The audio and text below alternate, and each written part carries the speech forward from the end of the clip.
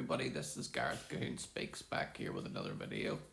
I'd like you to hit the subscribe bar, give me a thumbs up if you like the video, or hit the notification bell to be notified when I post my next post, or otherwise you can look me up at my website and the charities that I support at garethcahoon3@gmail.com. And you can also look me up on YouTube, where I share created playlists and the Jewish people and organisations that I follow and watch on a daily basis, and they'll be at the very bottom of my YouTube account in the created playlist section. Braveheart girls. Two girls in Scotland who had been blamed for inciting violence by carrying an axe and a knife were social media pundits and lefties losing it blamed the two girls for inciting violence and carrying weapons. But what they failed to mention was the Bulgarian man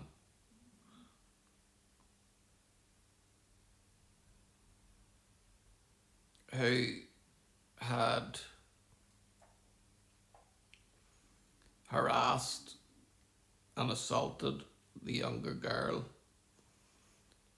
who was dubbed Dundee Braveheart and was celebrated in memes and fundraising campaigns.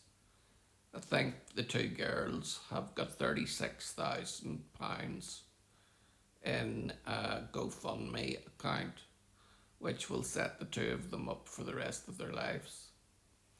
The controversy arose because the facts were heavily disputed about the two girls. Initial social media claims said the girls were victims defending themselves from a migrant predator. These claims were amplified by high-profile figures and commentators. Police Scotland initially said a 12-year-old girl had been charged with possession of offensive weapons and stated that some of the online claims were misinformation.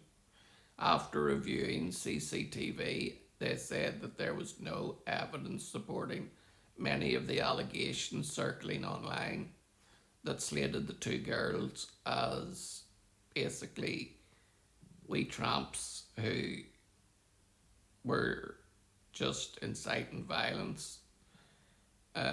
One social media said that they were brandishing knives and an iron brew, which in and of itself is a racist statement. Months later, court proceedings revealed a more complex picture. A Bulgarian man, Lila Belov, was convicted of assaulting the girl, and his sister admitted assaulting the girl's friend. Following that outcome, some journalists and commentators who had assumed the girls were the aggressors publicly acknowledged they had misjudged the situation, but others doubled down and said that they shouldn't have been carrying the knives. But what do you do if a Bulgarian man sexually assaults your 13-year-old sister? Do you stand up? Do you protect yourself, or do you lie down and be sexually abused? To me, I know what my choice would be, and it would be to protect myself and good on this wee girl for having the cojones to stand up for herself in a nation that has gone astray with illegal immigration.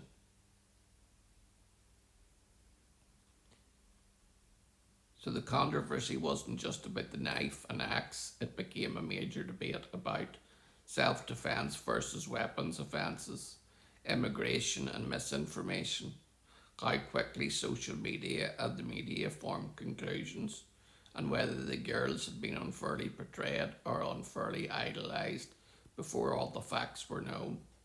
The two girls were never simply proven to be heroes or villains, but in my book, they're heroes.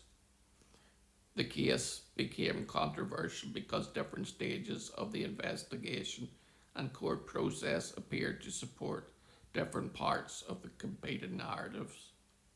But in the end, the foreign man and the woman with him were both jailed, and the two girls went free. Not that it's ever right to brandish a knife and an axe, but in this country at the moment, where the Pakistani rape gangs have been growing out of control, and the rape of Britain is actually a real thing. These girls stood up for themselves and, like Braveheart, defended their nation against invaders. Good on them. Shalom, Maranatha, and Hallelujah.